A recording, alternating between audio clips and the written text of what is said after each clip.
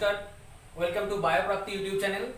Our today's discussing topic is double fertilization. Most important and most interesting topic, double fertilization. দেখো আমরা sexual রিপ্রোডাকশনের of flowering প্ল্যান্টের একদম শেষের দিকে চলে এসেছি, যেখানে আমরা আস্তে আস্তে পলিনেশন পেরিয়ে এসেছি, অনেক রকমের পড়াশোনা পেরিয়ে এসে পলিনেশন, তার পরবর্তী ক্ষেত্রে pollen crystal interaction.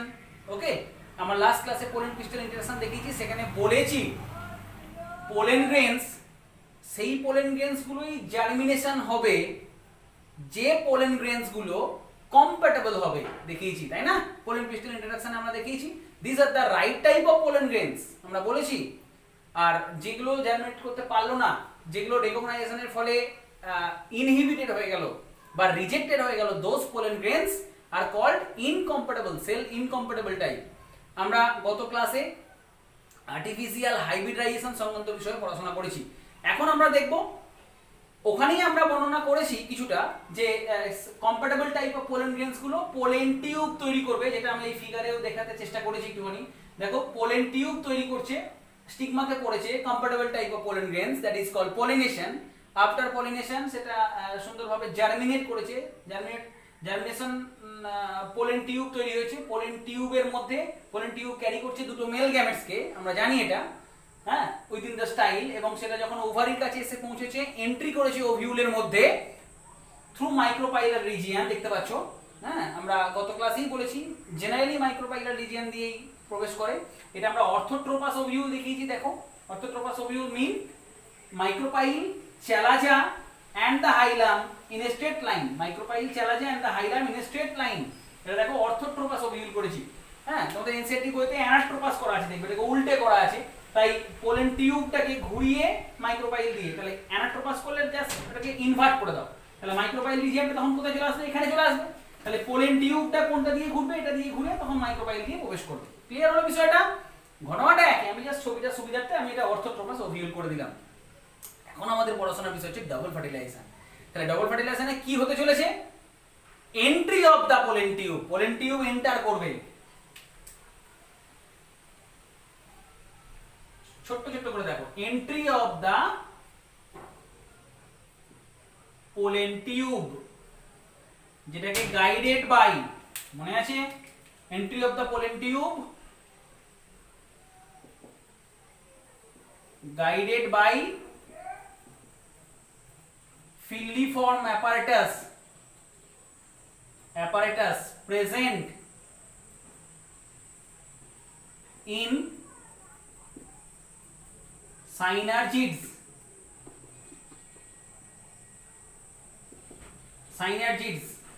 at micropylar region। ওকে, এই পোলেন টিউবের এন্ট্রিটাকে গাইডেড বাই ফিলিফর্ম অ্যাপারেটাস, এটা খুব ইম্পর্টেন্ট কোশ্চেন, আমি বহুবার বলেছি কথাটা। তো এই পোলেন টিউব যেটা ক্যারি করছে দুটো মেল গ্যামেটকে, তারা কোথায় আসছে? দেখো সাইনারজিডসে প্রবেশ করছে। টু মেল গ্যামেট, তাহলে entry of the pollen tube guided by the filiform apparatus. Okay, micropylar end দিয়ে প্রবেশ করছে। Two mail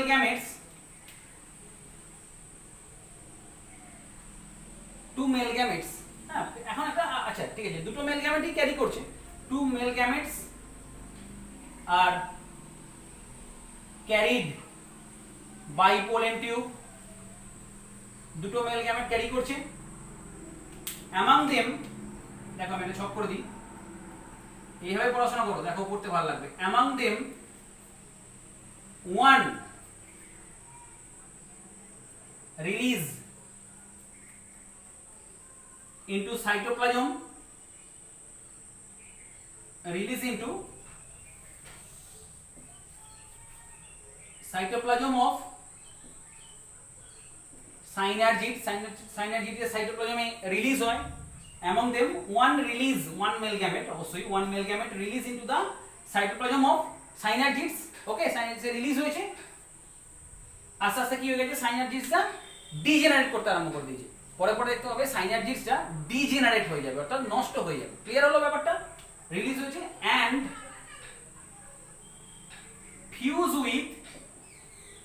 fuse with the egg nuclei, nuclei, fuse with the egg nuclei. One, এটা আমি বলে দিই, one male gamete, one male gamete fuse with the egg nuclei. তাহলে কি ঘটলো আফটার ফিউশন? এই ফিউশনটাকে বলা হয় সিনগ্যামি, এবং সিনগ্যামির ফলে কি তৈরি হলো? Zygote resulted, zygote resulted, zygote 2n। Okay, after fertilisation, after syngamy, zygote resulted. কি বললাম বুঝতে পারলে? দেখো pollen tube, this is pollen tube, বলার অপেক্ষা রাখে না।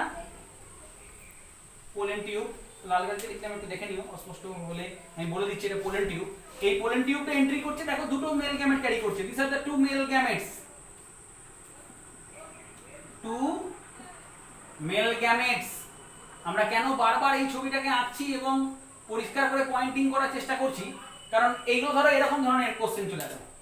ধরো এই পোলেন টিউব দিয়ে দিল এ, স্টাইলটা দিয়ে দিল বি, এই দুটো মেল গ্যামেট এটা সি করে দিল, বা ইন্টেগুমেন্টস, ওভারি, এই সমস্ত কিছু, ভেতরে ওভিউল, ওভিউলের এটা এগ সেল, যেটা গ্রিন কালারের আমরা করেছি, দেখতে পাবো, আমি দেখাচ্ছি, দেখো এই যে গ্রিন যেটা করেছি সেটা হচ্ছে এগ, এগ সেল, ওকে, কন্টেনিং হ্যাপ্লয়েড এগ নিউক্লিয়াস। তার পাশে দেখো এইগুলো সাইনার্জিডস,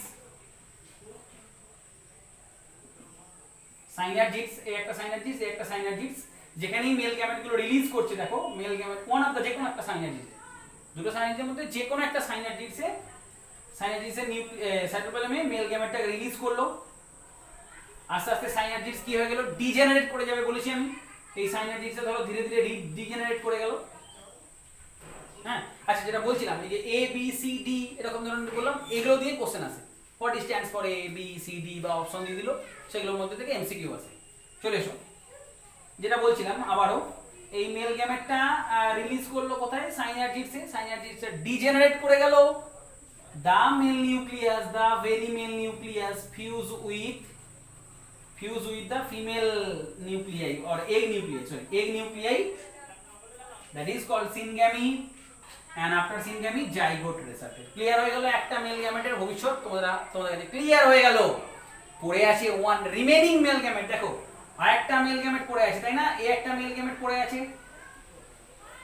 দ্য রিমেইনিং মেল গ্যামেটের ফাংশনটা এবার দেখো, আমরা দেখাতে চলেছি এবার রিমেইনিং মেল গ্যামেটের ফাংশনটা। এটা তো গল্পটা হয়ে গেল।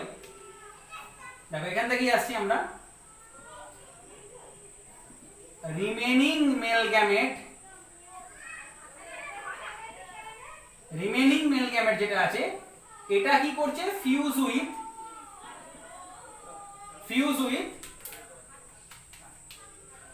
the polar nuclei, the polar nuclei of central cell, central সেলের polar nuclei, this are the polar nuclei. আবারও বলছি, পয়েন্টিং গুলো খুব important. Polar nuclei, polar nuclei আবার 2n কন্ডিশনে আছে, ওকে।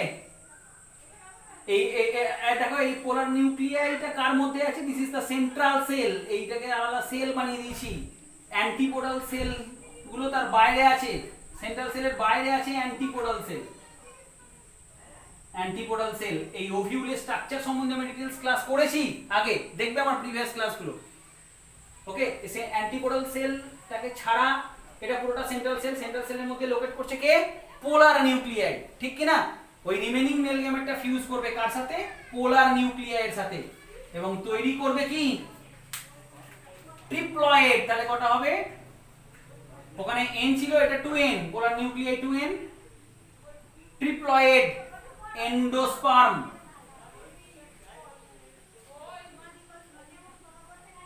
endosperm nuclei, primary endosperm nuclei, that is triploid of 3n. Clear হলো? triploid primary endosperm nucleus,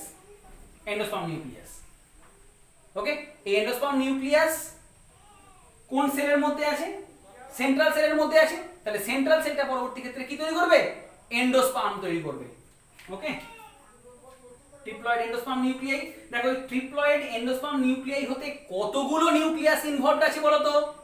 sir এখানে দুটো নিউক্লিয়াস, এখানে একটা নিউক্লিয়াস, তার মানে তিনটে নিউক্লিয়াস ইনভলভড আছে by the formation of endosperm nuclei. Endosperm nuclei তৈরি করতে গেলে তিনটে নিউক্লিয়াস তোমার কি আছে? ইনভলভড আছে। তাই এটাকে বলা হয় ট্রিপল ফিউশন।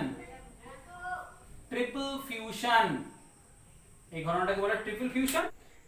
এই ট্রিপ্লয়েড এন্ডোস্পার্ম নিউক্লিয়াস অর্থাৎ এই যেখানে ট্রিপল ফিউশনের ঘটনাটা ঘটেছে, এই triple fusion triploid endosperm nucleus, এটা ট্রিপল ফিউশন। ওকে, এই ট্রিপল ফিউশন আর এই সিনগ্যামি প্লাস ট্রিপল ফিউশন, এই দুটো ঘটনাকে একত্রে কি বলা হয় জানো? This two event is known as our topic double fertilisation. কি বললাম বুঝতে পারলে? তাহলে আমরা বলেছি একটা মেল গ্যামেট ফিউজ করছে জাইগোটের সাথে, একটা মেল গ্যামেট ফিউজ করতে এগ নিউক্লিয়াসের সঙ্গে তৈরি করছে জাইগোট, এটা ফার্টিলাইজেশন সিনগ্যামি, এটা একটা ফার্টিলাইজেশন হলো। আর একটা কি হলো? রিমেনিং মেল গ্যামেট, যেটা কি করেছিল? ফার্টিলাইজ করেছিল পোলার নিউক্লিয়াই, যেটা situated on the central cell. Okay, এবং তৈরি করেছে ট্রিপ্লয়েড এন্ডোস্পার্ম নিউক্লিয়াস 3n। ওকে, এবং এখানে তিনটে নিউক্লিয়াস ইনভলভড ছিল বলে আমরা এটাকে ট্রিপল ফিউশন বলেছি। ট্রিপল ফিউশন এবং সিনগ্যামিকে একত্রে বলা হয় ডাবল ফার্টিলাইজেশন। ক্লিয়ার হয়ে গেল ব্যাপারটা? মাথায় ঢুকে গেল বিষয়টা? এরপর দেখো আর একটুখানি পর আমাদের বাকি আছে, যেটা বলি এই জাইগোট যেটা তৈরি হলো, এই জাইগোটটা পরবর্তী ক্ষেত্রে কি তৈরি করবে? এই জাইগোট থেকে ডেভেলপ করবে এমব্রায়ো, দ্যাট ইজ ভ্রূণ, যাকে বাংলায় বলা হয়। জাইগোট থেকে তৈরি হবে এমব্রায়ো, এবং এই central cell which now containing triploid endosperm nuclei, এই সেন্ট্রাল সেলটা রূপান্তরিত হবে কিসে? Primary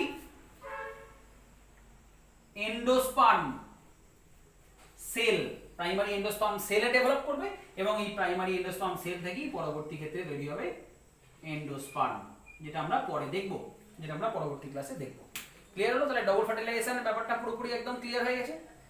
entry of the pollen tube guided by filiform apparatus, quickly বলে দিই আমি, guided by the filiform apparatus, দুটো মেল গ্যামেট, তার মধ্যে একটা ফিউজ করেছে এগ নিউক্লিয়াসের সঙ্গে, তৈরি করেছে জাইগোট, জাইগোট থেকে পরবর্তী ক্ষেত্রে এমব্রায়ো তৈরি হবে, একবার ফার্টিলাইজেশন। আরেকবার রিমেনিং মেল গ্যামেট ফিউজ করেছে কার সাথে? পোলার নিউক্লিয়াসের সাথে, which is located on the central cell, যেটা সেন্ট্রাল সেলের মধ্যে আছে, তৈরি করেছে ট্রিপ্লয়েড এন্ডোস্পার্ম নিউক্লিয়াস। এই ট্রিপ্লয়েড এন্ডোস্পার্ম নিউক্লিয়াস সহ এগ সেলটা সেন্ট্রাল সেলটা রূপান্তরিত হয়ে গেছে প্রাইমারি এন্ডোস্পার্ম সেলে, যেখান থেকে পরবর্তী ক্ষেত্রে এন্ডোস্পার্ম তৈরি হবে। এবং এই এন্ডোস্পার্ম নিউক্লিয়াস গঠনকালে তিনটে নিউক্লিয়াস ইনভলভড আছে, তাকে বলা হয় ট্রিপল ফিউশন। এগুলো সব কোশ্চেন আছে। ট্রিপল ফিউশন এবং সিনগ্যামি, এই দুটো কেসকে একত্রে বলা হয় ডাবল ফার্টিলাইজেশন। বোঝা গেল? তাহলে এই পড়াতেই আমি কোনগুলো জায়গাগুলো থেকে কোশ্চেন আছে আমি বলে দিয়েছি। তবু এই ডাবল ফার্টিলাইজেশন প্রসেসটা খুবই ইম্পর্টেন্ট ডিফারেন্ট বোর্ড এক্সাম এবং পাশাপাশি নিট এক্সামের জন্য। ওকে, প্রত্যেকে ভালো থেকো, সাবধানে থেকো, এবং তোমরা পড়াশোনাটা চালিয়ে যাও, যেটা আমাদের মুখ্য উদ্দেশ্য ছিল এই লকডাউন পিরিয়ডে। আমরা ভাবতে শুরু করেছিলাম এইভাবে যে কেননা স্কুল যেহেতু বন্ধ, তাই স্কুলের মতনই পরিবেশ তোমাদেরকে যদি একটু দেয়া যায়, যদিও স্কুলের মতো পরিবেশ দেওয়া সম্ভব নয়, সেখানে একসঙ্গে আমরা অনেক সবাই মিলে কাজ করি। এখানে আপাতত তোমরা হয়তো ইন্ডিভিজুয়ালি বা কোনো সময় হয়তো বাড়িতে 2 ভাই কি 3 ভাই একসঙ্গে দেখছো, এরকম অনেক বাড়িতে যাতে এই ভিডিওটি পৌঁছে যায়, বা প্রত্যেকের কাছে, অনেক স্টুডেন্টের কাছে যাতে পৌঁছে যায়, সেটা তোমরাই আমাকে সহযোগিতা করো। তোমাদের মাধ্যমেই শেয়ার সাবস্ক্রাইব করার মাধ্যমে সকলের কাছে এটা যাতে চলে যায় এবং সমানভাবে তারা উপকৃত হয়। প্রত্যেকে ভালো থেকো। Thank you very much.